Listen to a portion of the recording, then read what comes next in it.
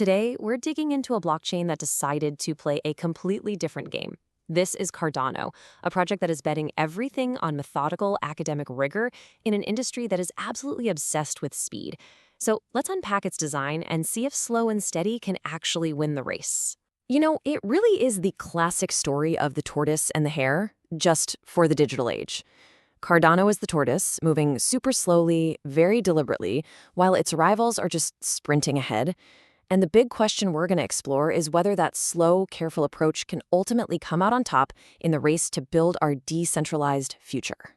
So to really get Cardano, we have to go right back to its foundations because they were designed from day one to be unlike anything that had come before it. Cardano calls itself a third-generation blockchain. You can think of it like this. Bitcoin was the first generation. It proved you could have digital scarcity. Then Ethereum came along as the second generation and gave us smart contracts. Well, Cardano's whole goal was to learn from their problems, the high fees, the network getting clogged up, and to build a solution to all of that right from scratch. And this right here is where Cardano's philosophy just completely breaks from the pack.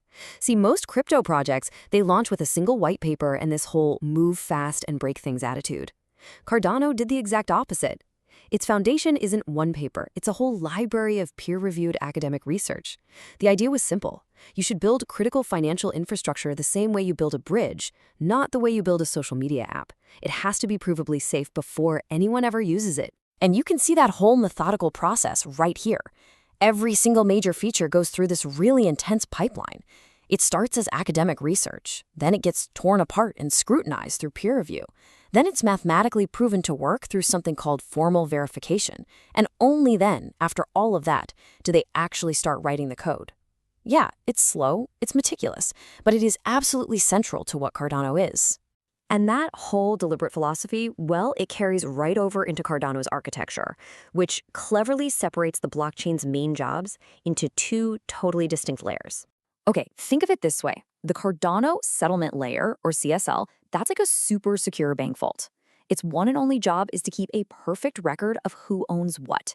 It's simple, it's secure, and it's built for fast transactions. Then you have the Cardano computation layer, or CCL. That's the busy workshop right next door. This is where all the complicated stuff happens. The smart contracts, the applications, all the heavy thinking. So, why would you do that? Well, the advantages are pretty huge. For starters, you get flexibility. You can upgrade the workshop with all sorts of new tools without ever having to shut down the vault. It also means that a really busy day of complex computations in the workshop won't slow down simple payments in the vault. And, maybe most importantly, it creates a firewall between any potentially buggy code in an app and the core ledger that holds everybody's money. This step-by-step thinking isn't just for the tech, it's baked into Cardano's entire development plan, which has been laid out for years as a series of 5 distinct eras. Each of these eras adds another critical piece to the puzzle. Byron, back in 2017, that just launched the basic network. Then Shelley came along and decentralized it, handing control over from the founders to the community. Gauguin was the big one that turned on smart contracts, finally letting developers build stuff. Basho is all about scaling up to handle huge transaction volumes. And Voltaire, which is happening right now, is about creating a totally self-sustaining system governed by the community. Okay, so that is the grand plan. It sounds good on paper, but how does it actually stack up in the real world today, after all this careful, deliberate building? Let's just be direct here. When you look at the amount of money locked up in decentralized finance, Cardano is still a pretty small fish. I mean, it's managing hundreds of millions of dollars, which is not nothing, but it is just dwarfed by Ethereum's tens of billions. And that's the direct consequence of that slow and steady approach. Other projects got a massive head start building their ecosystems. But that TVL number doesn't really tell the whole story. If you look at a different metric, you see a completely different picture of growth. Over 10 million unique native tokens have been created on Cardano. Now, this isn't big institutional money. This is a huge wave of community projects, NFTs, and individual creators, all building on the platform. It points to a totally different kind of growth, one that's happening from the ground up. So, this all leads to the big showdown, right?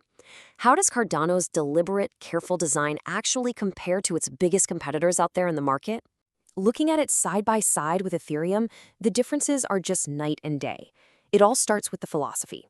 Cardano's slow, research-first approach versus Ethereum's agile, move-fast culture. That basic difference leads to everything else, the two-layer architecture, and even how they handle transactions. Cardano uses something called an EUTXO model. Think of it like digital cash, which makes transactions much more predictable and secure.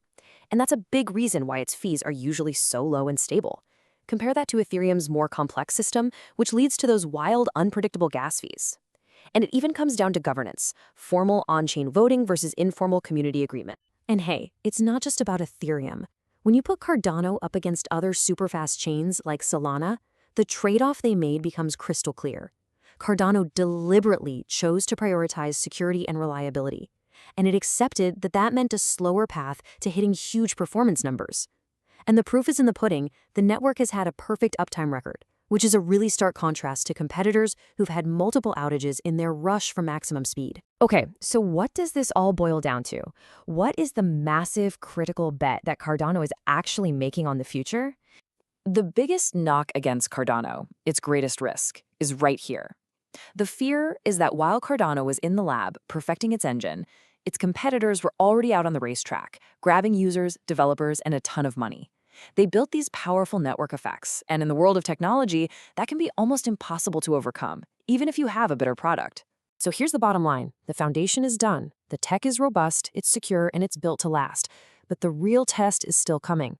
Cardano is betting that when it comes to the future of global finance and decentralized systems, a foundation built on methodical, proven science will ultimately matter more than getting a head start. The question for all of us is, will it?